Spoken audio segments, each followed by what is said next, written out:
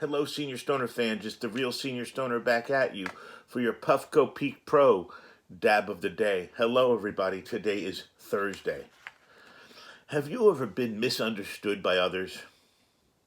How often has something simple been said, only to have the person you said it to misunderstand it or twist the meaning completely around?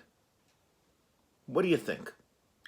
Well, communication should be simple, right? It's all about two people or more talking and explaining something to the other. The problem lies in the talking itself. Somehow, we end up being unclear. Our words, attitude, or even the way we talk becomes a barrier in communication. Most of the times, unknowingly.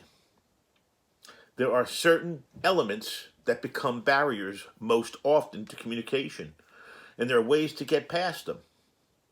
There are ways for you to actually say what you mean and for the other person to understand it as well. Let's discuss some ways we can communicate better and make communication more effective.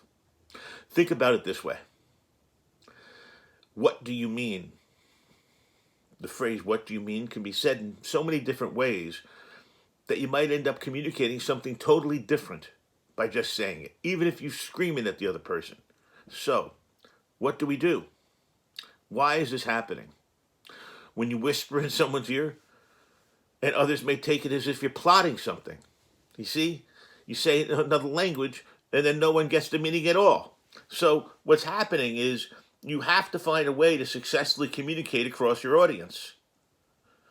Thus, you got to find out what you say the right way, how you say it the right way, where you say it the right way, and why you say it the right way, because those are all barriers to communication. It's crazy. When you don't think about this, you don't really understand it, but then when you start delving into it, there are so many barriers to communication. One of them is the perceptual barrier. The moment you say something in a confrontational, sarcastic, angry, or emotional tone, you've set up what's called a perceptual barrier to communication. The other person you're trying to communicate with, regardless of what the message is, could become disinterested in what you're saying and turn a deaf ear. So you're yelling a point across to a person who might as well be deaf. The problem is that your tone isn't particularly positive at that point, and the body language might indicate disinterest also. So, given stereotypes and misgivings that come into this, the other person perceives you're saying something in an entirely different way than you are. So, maybe a solution in this situation is to start the conversation on a positive note and not let what you think color your tone, gestures of your body language. Try to maintain some eye contact with the audience. Try to smile openly and wholeheartedly.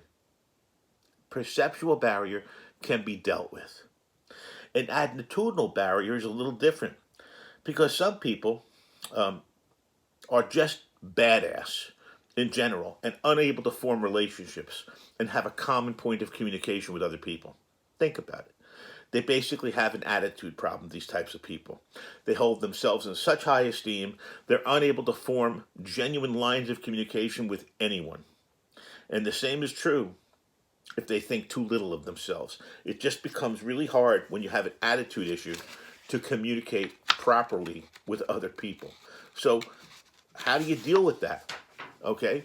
Well, you got to first know that the attitude's a big problem, no matter where it is. When you have a superior air about you, no matter what you say, it can be perceived as condescending.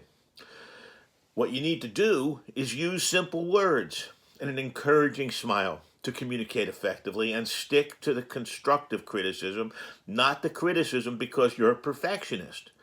If you see something doing a good job, somebody doing a good job, let them know. And disregard the thought that you could have done it better. If their job, so measure them by industry standards and not your own. The challenge here is that sometimes people just can't let go of who they are. You know, if you're a condescending type of individual, so be careful. A very common barrier, easy to understand as to be a barrier, is the language barrier.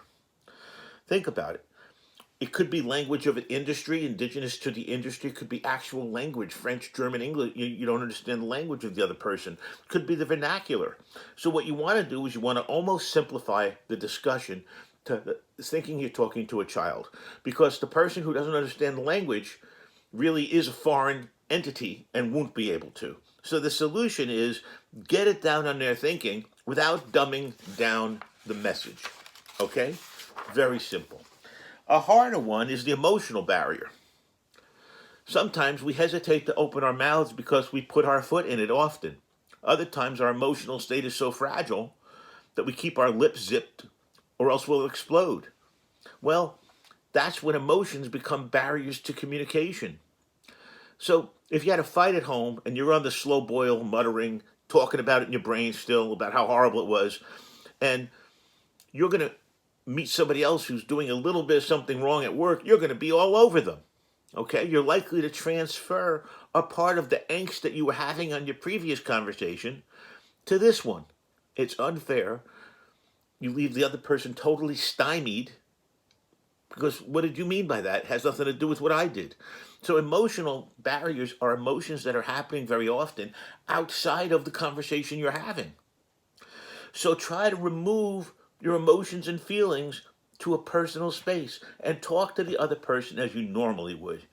Try to treat phobias and fears as nip it in the butt situations so they don't become a problem. And try to remember no one's perfect, and you'll feel less engaged to make people be perfect if we know they're not.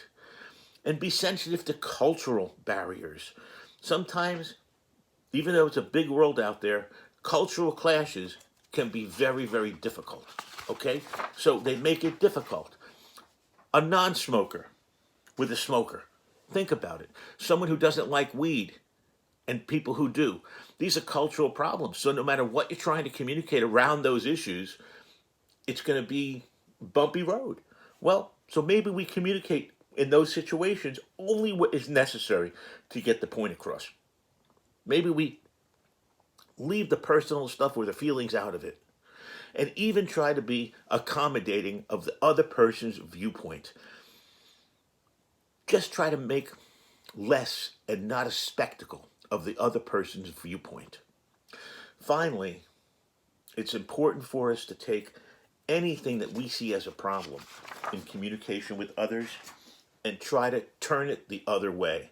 We live a cyclical life. We get up on that Ferris wheel to the top.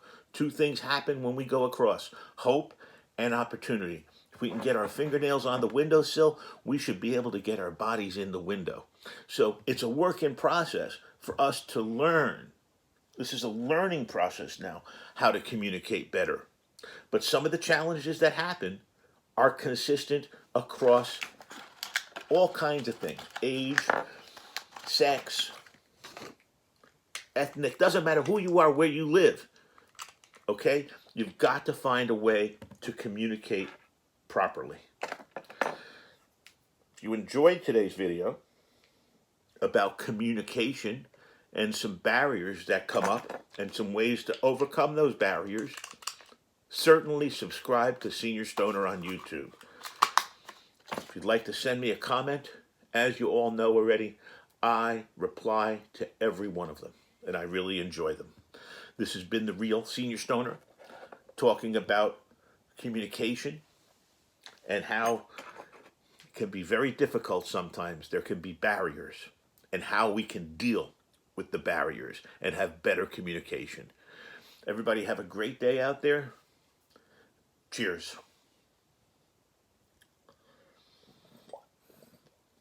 My dab is coming. Here we go.